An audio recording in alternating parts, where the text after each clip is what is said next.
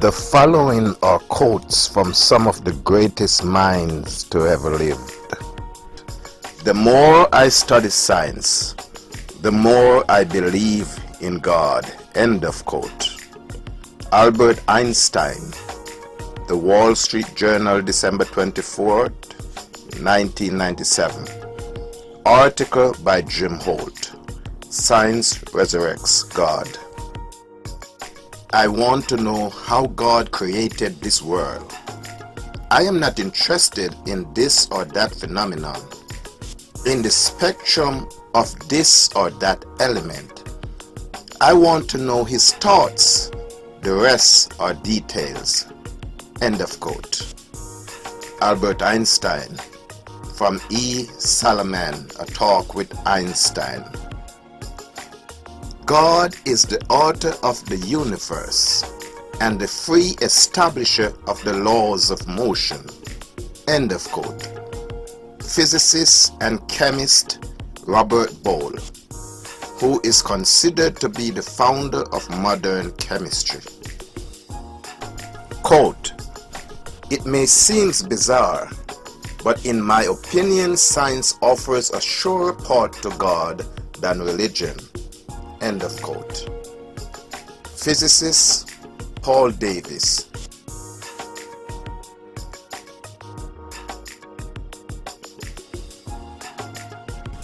Astronomers now find they have painted themselves into a corner because they have proven by their own methods that the world began abruptly in an act of creation to which you can trace the seed of every star, every planet, every living thing in this cosmos and on the earth.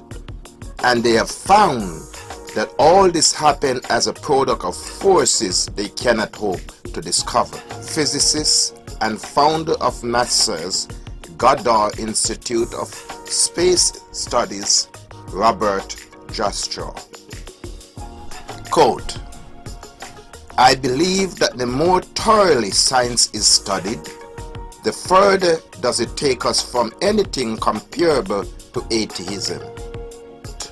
If you study science deep enough and long enough, it will force you to believe in God." End of quote. Lord William Kelvin, who was noted for his theoretical work on thermodynamics, the concept of absolute zero, and the Kelvin temperature scale based upon it. Quote, "The fanatical atheists are like slaves who are still feeling the weight of their chains which they have thrown off after a hard struggle. They are creatures who, in their grudge against traditional religion as the opium of the masses, cannot hear the music of the spheres." End of quote. Albert Einstein. Quote, "God created everything by number, weight, and measure.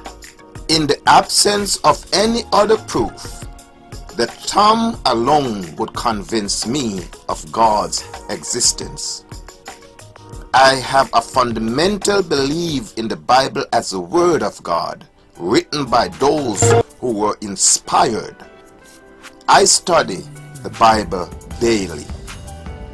Sir Isaac Newton, who is widely regarded to have been the greatest scientist the world has ever produced. Both religion and science require a belief in God. For believers, God is the beginning, and for physicists, He is at the end of all considerations. To the former, He is the foundation; to the latter, the crown of the edifice of every generalized worldview. There can never be any real opposition between religion and science, for the one is the complement of the other. Every serious and reflective person realizes, I think, that the religious element in his nature must be recognized and cultivated if all the powers of the human soul are to act together in perfect balance and harmony. And indeed, it was not by accident that the greatest thinkers of all ages were deeply religious souls. End of quote. Max Planck, the Nobel Prize winner and physicist, considered to be the founder of quantum theory and one of the most important physicists of the 20th century, indeed of all time.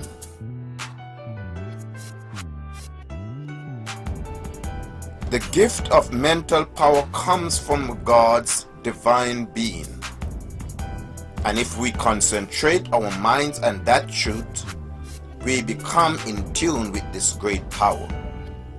Nikola Tesla, the inventor and futurist scientist known for numerous inventions, but best known for his contribution to the design of the modern alternating current.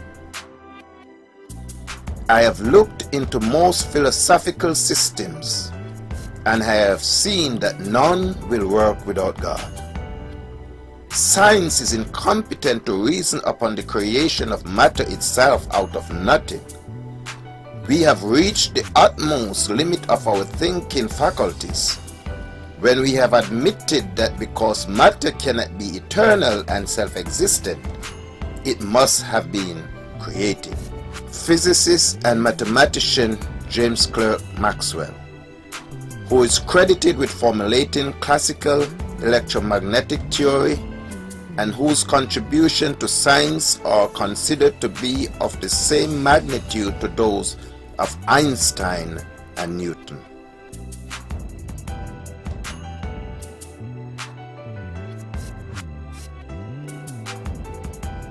For myself, faith began with the realization that a supreme intelligence brought the universe into being and created man. It is not difficult for me to have this faith. Science can have no quarrel with a religion which postulate a God to whom men are to be his children. Arthur Compton, winner of the 1927 Nobel Prize in Physics for his discovery of the Compton effect. Those who say that the study of science makes a man an atheist must be rather silly. End of quote. Nobel Prize winner and physicist Max Born, who was instrumental in the development of quantum mechanics. God is a mathematician of very high order, and he used advanced mathematics in constructing the universe. Nobel Prize winner and physicist Paul AM Dirac, who made crucial early contributions to both quantum mechanics and quantum electrodynamics.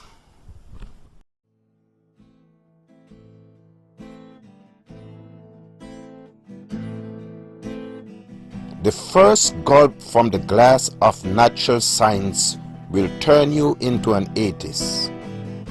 But at the bottom of the glass, God is waiting for you. Werner Heisenberg, who was awarded the 1932 Nobel Prize in Physics for the creation of quantum mechanics, which is absolutely crucial to modern science. Those who have magnified more recent controversies about the relationship of science and religion, and who have projected them back into historical time, simply perpetuate a historical myth. The myth of a perennial conflict between science and religion is one to which no historian of science would subscribe. Former Oxford University Professor of Science and Religion, Peter Harrison. The ghostly presence of virtual particles defies rational common sense and is non-intuitive for those unacquainted with physics.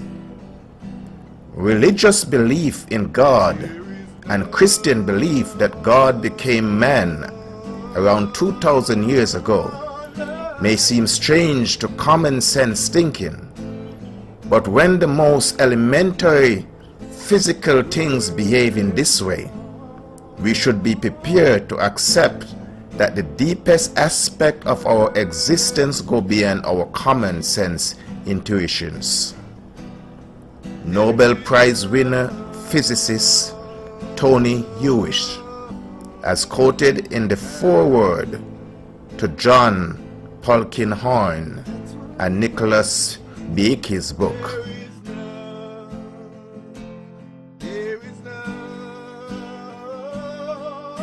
the best data we have concerning the Big Bang are exactly what I would have predicted had I nothing to go on but the 5 books of Moses, the Psalms, the Bible as a whole.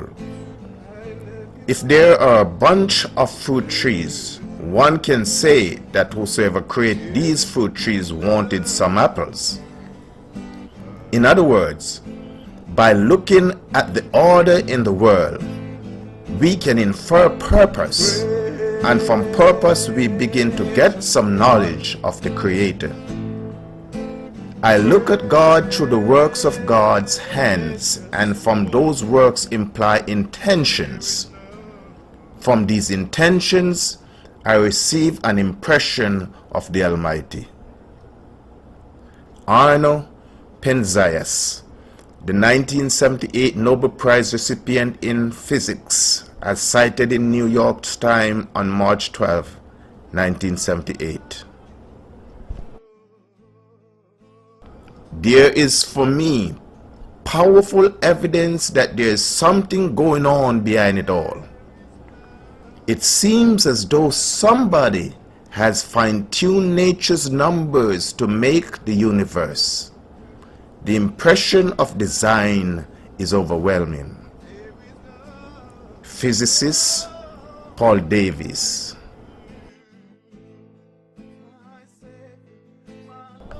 I believe that a full understanding of this remarkable human capacity for scientific discovery ultimately requires the insight that our power in this respect is the gift of the universe Creator, who in that ancient and powerful phase has made humanity in the image of God.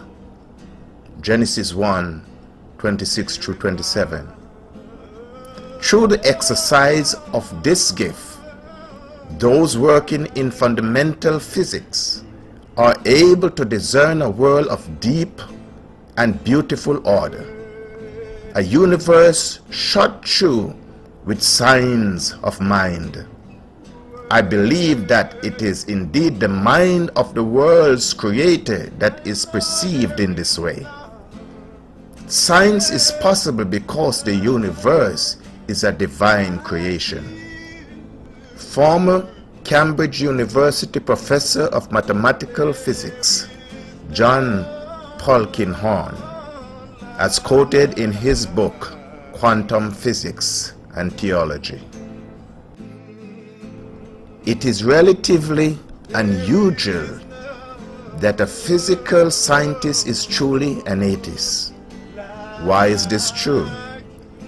Some point to the anthropic constraint, the remarkable fine-tuning of the universe. For example, Freeman Dyson, a Princeton faculty member, has said, "Nature has been kinder to us than we had any right to expect." Quantum chemist Henry F. Schaeffer III, five-time nominee for the Nobel Prize, as quoted in his essay Stephen Hawking's The Big Bang and God. To know the mighty works of God, to comprehend His wisdom and majesty and power, to appreciate in degree the wonderful working of His laws, surely all this must be a pleasing and acceptable mode of worship to the Most High, to whom ignorance cannot be more grateful than knowledge. Nicholas Copernicus, the mathematician and astronomer who formulated a heliocentric model of the universe, as cited in The Language of God by Francis Collins. The significance and joy in my science come in those occasional moments of discovering something new and saying to myself, "So that's how God did it." My goal is to understand a little corner of God's plan. Henry Fritz Schaeffer, five-time Nobel Prize nominee.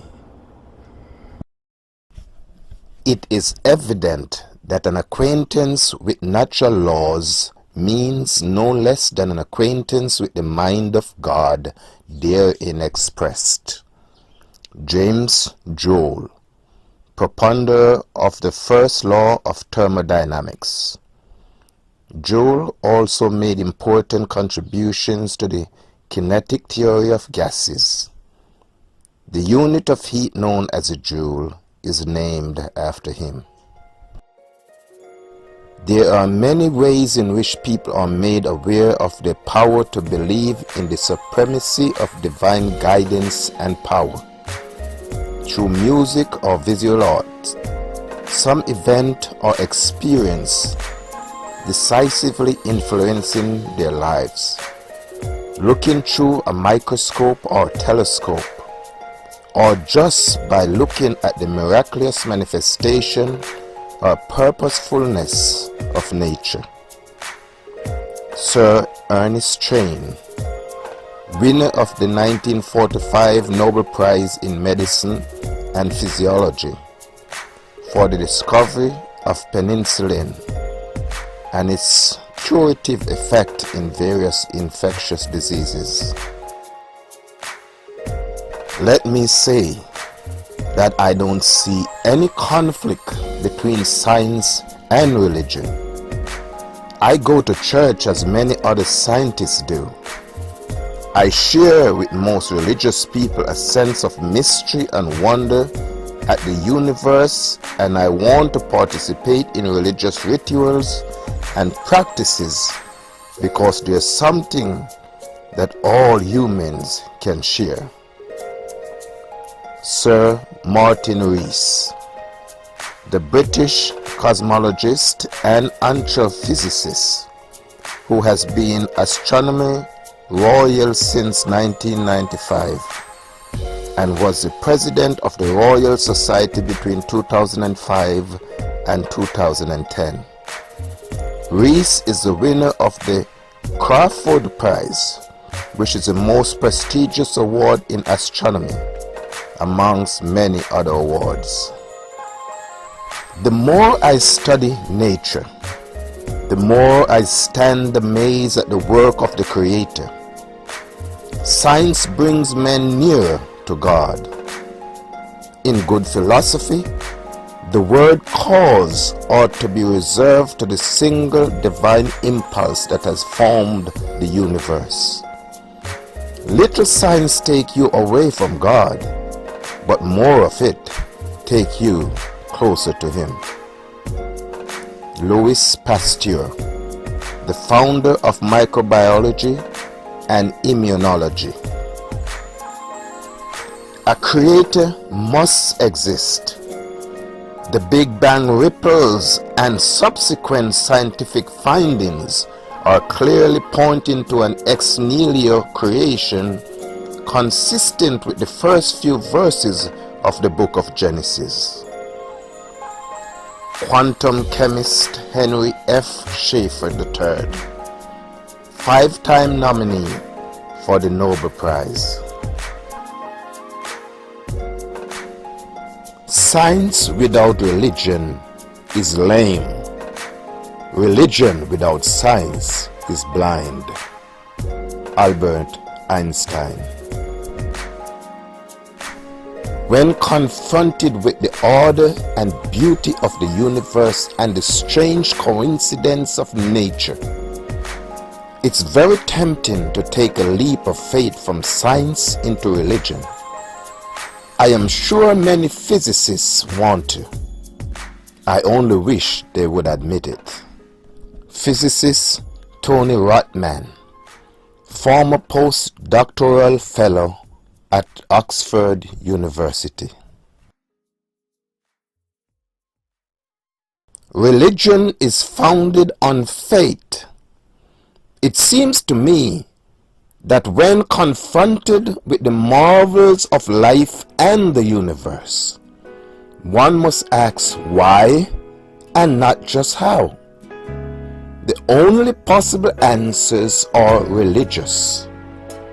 For me, that means Protestant Christianity, to which I was introduced as a child and which has withstood the tests of a lifetime. But the context of religion is a great background for doing science. In the words of Psalm 19, the heavens declare the glory of God, and the firmament showeth his handiwork. Thus, scientific research is a worshipful act, in that it reveals more of the wonder of God's creation. Author F Schaeffer, professor of physics of Stanford University and winner of the 1981 Nobel Prize in Physics.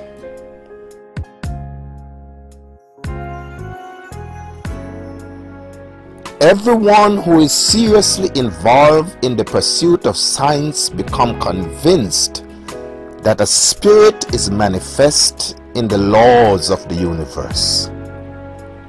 A spirit vastly superior to that of man, and one in the face of which we, with our modest power, must feel humble. In view of such harmony in the cosmos, which I, with my limited human mind, am humbled to recognize, there are yet people who say there is no God. But what really makes me angry is that they quote me for the support of such view. Albert Einstein.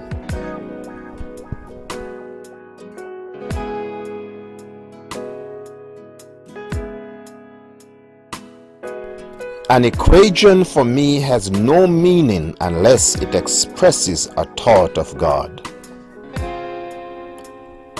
Srinivasa Ramanujan, who is widely regarded to be one of the greatest mathematicians of all time.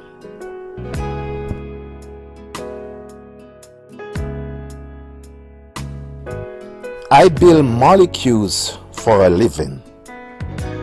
I can't begin to tell you how difficult that job is. I stand in awe of God because of what He has done through His creation. My faith has been increased through my research.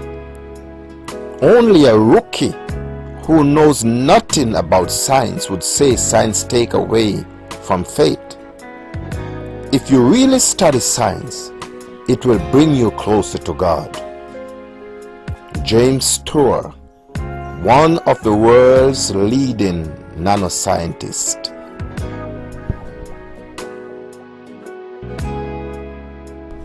Romans chapter 1, 19 and 20.